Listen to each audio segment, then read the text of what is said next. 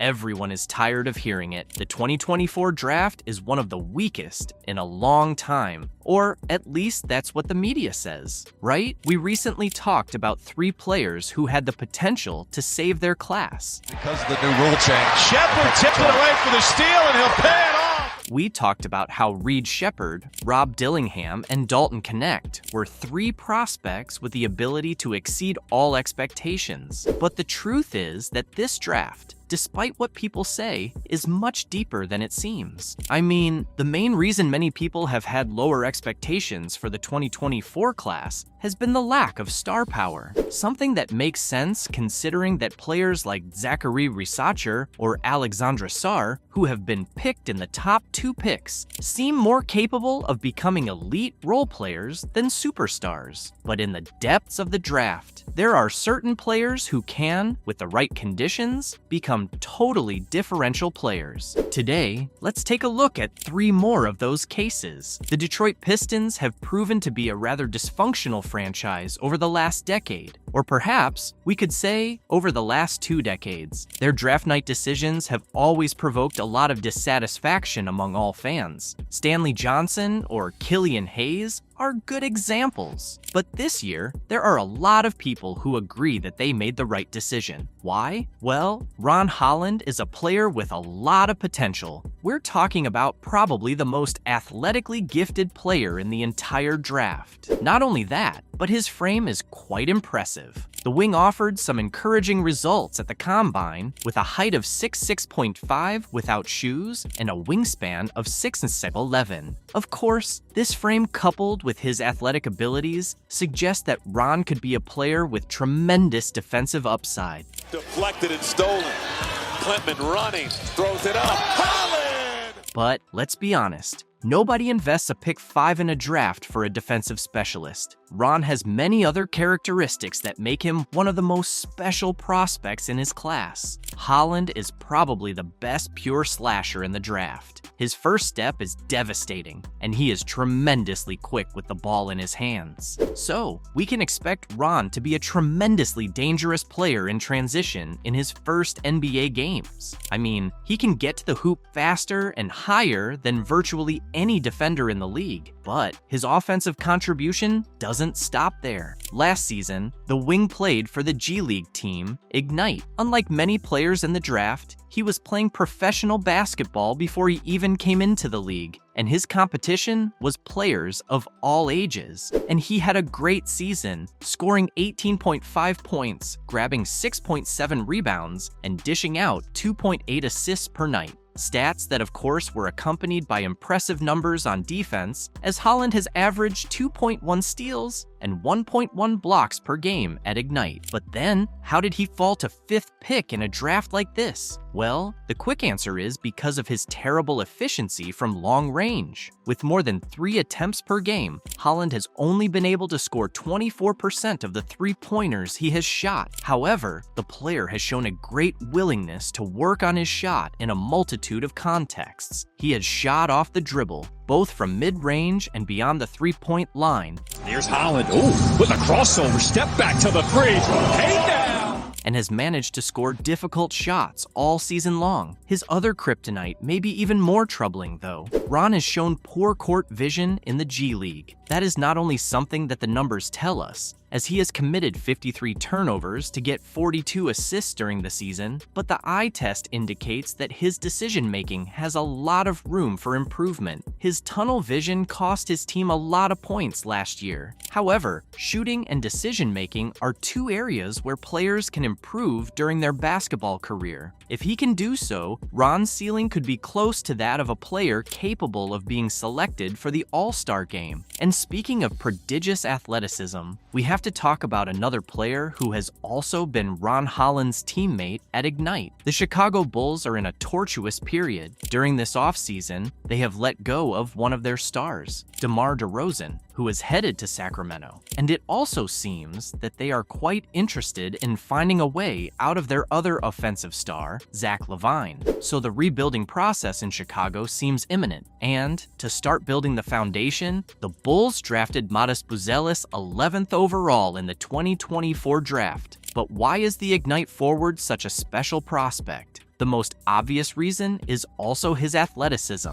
If Ron is the most athletic player in the draft, Matas is top 3. His leaping ability is simply amazing, and that aspect, as in the case of Holland, suggests that Buzelis is a player with great defensive upside. However, his frame is very different. Matas is much taller. His 6'10 frame with a 6'10 wingspan doesn't look very flashy by NBA standards either, but once you see him move, you realize why Buzelis is tremendously attractive to many scouts. His ability as a rim protector is incredible, having averaged 2 blocks per 36 minutes this season in the G League as a non-center. However, besides height, there is something that sets Buzelis apart from Holland. Somehow, it seems that Matas is a much more NBA-ready prospect, at least mentally. His reading of the game seems far superior. He's a great off-ball player, able to find space when his defenders aren't paying attention, and able to cut to the rim in good situations.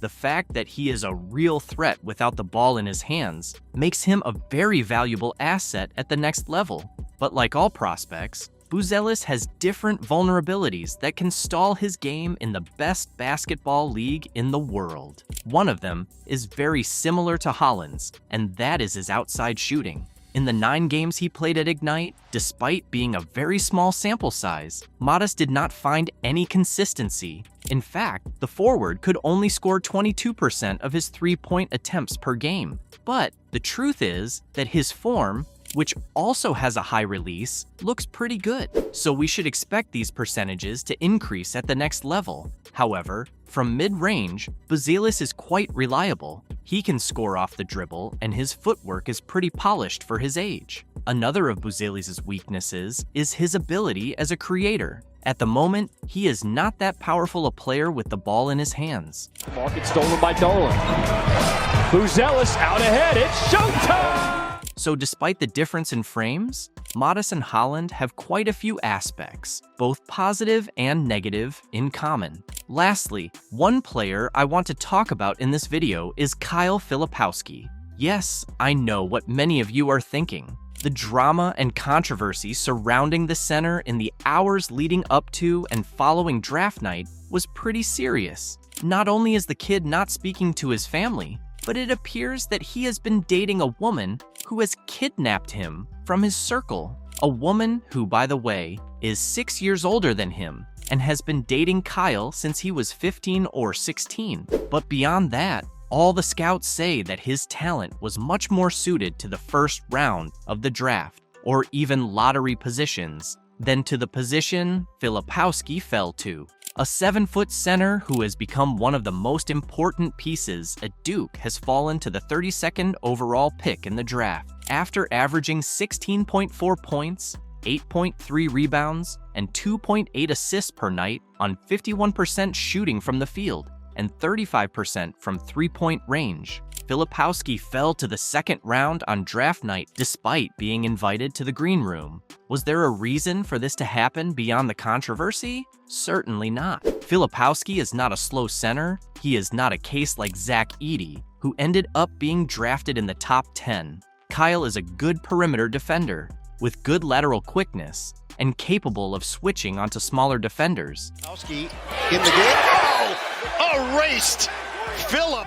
In fact, that's one of the reasons Filipowski was one of the best young centers in the country, and that attribute is tremendously valued in the modern NBA. He's also a very versatile player on offense. Not that he is able to create his own shot out of the low post, which is his habitat, but he can score with solvency and catch and shoot from the perimeter. His frame allows him to be a great rim protector, who has doubled his block averages in his 2nd year at Duke. And his playmaking ability has improved a lot in his sophomore year as well. So, what's the downside? Well, Kyle is not the most efficient center. His ability to stretch the floor has a downside, which is that his shot selection is not always the best. Besides, there is another worrying aspect, that during his sophomore year, he lowered his free throw percentage by almost 10%. He is also not a player who is able to stay on the court for too long, especially in the NBA, because he abuses his physicality on the defensive end,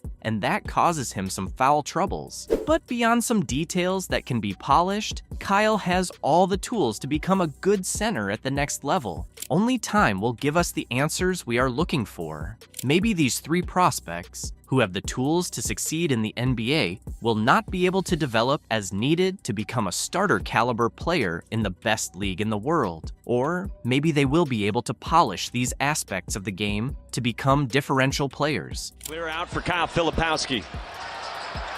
Carving out space and finishing.